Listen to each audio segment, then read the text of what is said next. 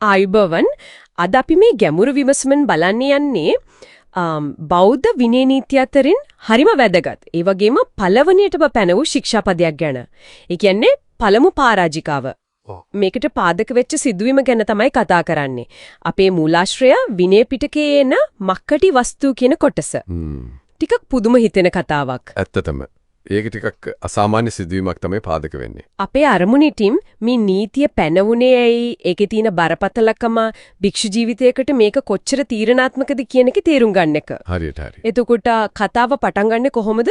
විශාලානුවර මහවණයක හුදකලාව ඉන්න භික්ෂුවක් ඉන්නවා. භාවනා කරගෙන ඉන්නේ. එතනට එනවා ගැහැණු වඳුරෙක්. මක්කටි කියලායි කියන්නේ. මේ භික්ෂුව අර Tamanට ලැබෙන දානෙන් ටිකක් දීලා සතාව ටිකක් හීලයක් කරගන්නවා. පොළඹවා ගන්නවා වගේ දෙයක්. ඊට පස්සේ තමයි ප්‍රශ්නේ වෙන්නේ. ඒ සතා එක්ක ලිංගිකව හැසිරෙනවා. විනය වචනෙන් කියනවා නම් මේ තුනේ ධර්මය සේවනය කරනවා.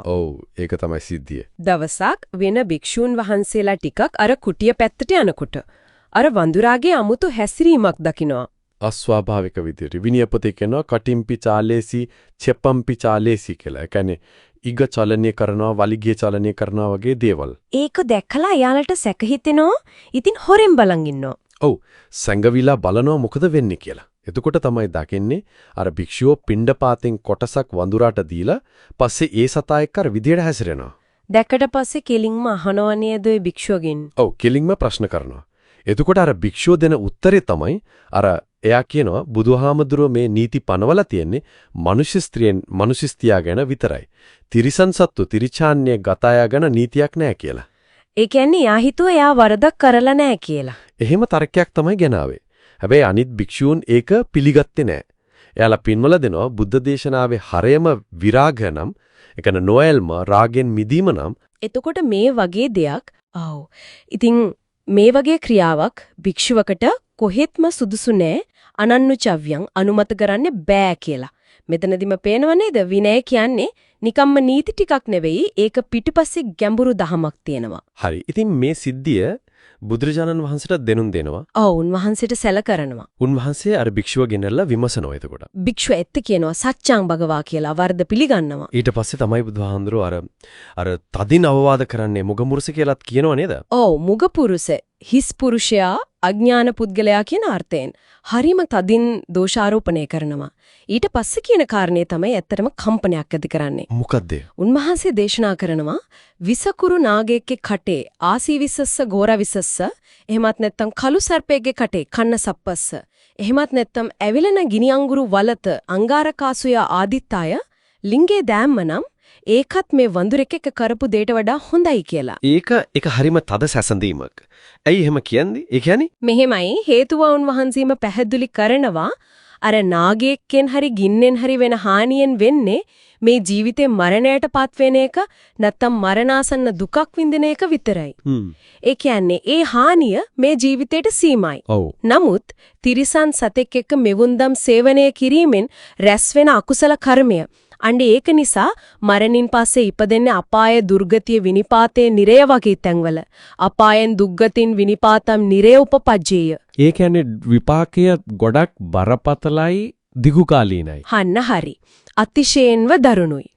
අන්න ඒ බරපතලකම නිසා තමයි මේ සිද්ධිය මුල් කරගෙන පළවෙනි පරාජිකා ශික්ෂාපදේ පෙනවන්නේ. පරාජිකා. ඒක තේරුම. පරාජිකා කියන්නේ පෙරදුනා, ශාසනයෙන් පිරිහුණා කියන එක. එහෙම කෙනෙක් අසංවාස් වෙනවා. ඒ කියන්නේ ආය සංඝයායක එකට ඉන්න විනය කර්ම කරන්න බෑ. නුසුදුසුයි. එතකොට නීතිය පැහැදිලි. හරිම පැහැදිලි. අන්තිමටම තිරිසන් සතෙක් එක්ක වුණත් අන්තමසු තිරචානගතයපි.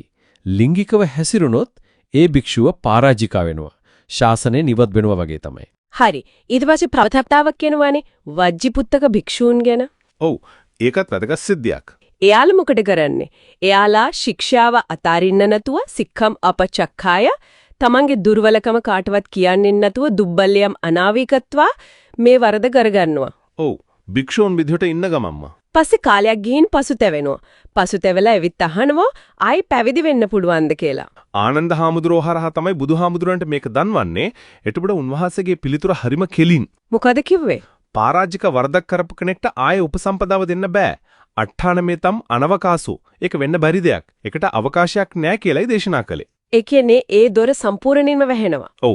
හැබැයි මෙතනදී හරිම වැදගත් පැහැදිලි කිරීමක් කරනවා. ඒක තමයි වෙනස. මොකද ඒ?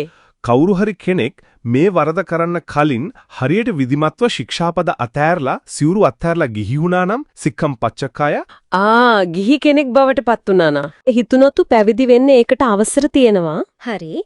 හැබැයි භික්ෂුවක් විදිහටම ඉඳගෙන සිවුර දරාගෙනම වරද කරපු කෙනාට නෝපසම්පාදේ තබ්බෝ. ආයේ අවස්ථාව නැහැ. ඒක ලොකු වෙනසක්. ඒ කියන්නේ භික්ෂුවක් විදිහට ඉන්නවා නම් ඒ වගකීම හරිම බරපතලයි. චේතනාව වගේම අර ක්‍රියාවලියත් වැදගත් වෙනවා. අනිවාර්යෙන්ම විනය පිළිපැදීම කොච්චර බරපතලද කියන එක පේනවා. එතකොට මේ නීතිවල තියෙන විස්තරාත්මක බව ගැන පොඩ්ඩක් කතා කරමුද? මූලාශ්‍රවල සඳහන් වෙනවා නේද? අර ජීවීන් වර්ග ගැන, ලිංග ભેද ගැන. ඔව්. විනය නීති පද්ධතිය ඇත්තටම පුදුම හිතෙන තරම් සවිස්තරාත්මකයි. ඒකේ කියවෙනවා අර මනුස්ස, අමනුස්ස, තිරිසන් කියන ભેදය. ඊට පස්සේ ස්ත්‍රී පුරුෂ උබතෝභ්‍යංජනක ස්ත්‍රී පුරුෂ ලක්ෂණ දෙකම තියන අය පණ්ඩක නපුංසක කියන ලිංග ભેදත් සලකලා තියෙනවා. වරද සිදුවෙන ස්ථාන ගැන හිමත් තියෙනවා නේද? ශරීරයේ කොතැනද වරද සිද්ධ වෙන්නේ කියන එකත් බලනවා. මුඛය, වැසිකිලි මාර්ගය, මුත්‍රා මාර්ගය ඒ අනුවත් සමහර විට වරදේ බරපතලකම තීරණය වෙන අවස්ථා තියෙනවා. බලහත්කාරයෙන් වෙන දේවල් ගැන එහෙම. ඒ ගැනත් තියෙනවා. කෙනෙක් බලහත්කාරයෙන් වරදක් කරනකොට අනිත් කෙනා ඒකට කැමැත්ත දෙනවද, සාදියාති නැද්ද කියන එක අනුවත් වරදේ ස්වභාවය වෙනස් වෙනවා. හරිම සූක්ෂමයි වගේ. ඔව්. තව උදාහරණයක් කිව්වොත් මැරිලා දි รา පත් වෙච්ච මලසිරුරක් එක්ක සම්බන්ධ වුණොත් ඒක පරාජිකා වෙන්නේ නැහැ. ඒක තුල්ලච්ඡය කියන තවත් ගරුක වරදක් විදිහට සලකනවා.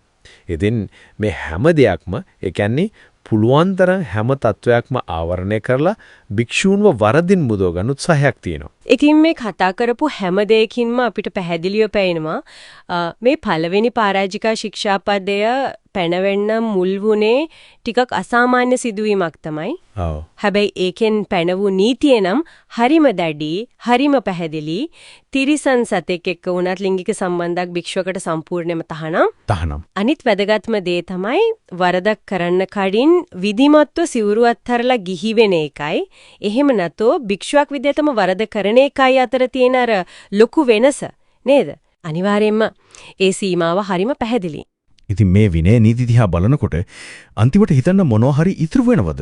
ඔව් මෙහෙම හිතන්න පුළුවන්. මේ විනය නීතිවල අරමුණ දෙකක් තියෙනවා වගේ. එකක් තමයි අර වරදේ හැපිලා දුගතිය යන එකෙන් වළක්වලා භික්ෂුවගේ අර විමුක්ති මාර්ගය ආරක්ෂා කරලා දෙන එක. පුද්ගලික මට්ටමින්. ඔව් අනික තමයි සමස්තයක් විදියට සංඝ සමාජයේ ගෞරවය, ශාසනය ගැන මිනිස්සුන්ගේ තියෙන ශ්‍රද්ධාව ඒක රැකගන්න එක. මේ නීති පද්ධතිය ඇතුලේ තියෙනවා දැඩි බවක්, ඒ වගේම අපි කතා කරපු විදිහේ යම් කොන්දේසි වලට යටත්ව විධිමත්ව සිවුරු අයින් කළා නම් වගේ පසුතැවිල්ලට නැවත යහමකට එන්න යම් ඉඩකුත් තියෙනවා. ඒ සමබරතාවය තමයි වැදගත්. ඇත්තට මේක ගැඹුරින් හිතන්න ඕන කාරණයක්. හොඳයි. එහෙමනම් අදට අපේ මේ ගැඹුරු විමසුම අපි මෙතනින් අවසන් කරමු.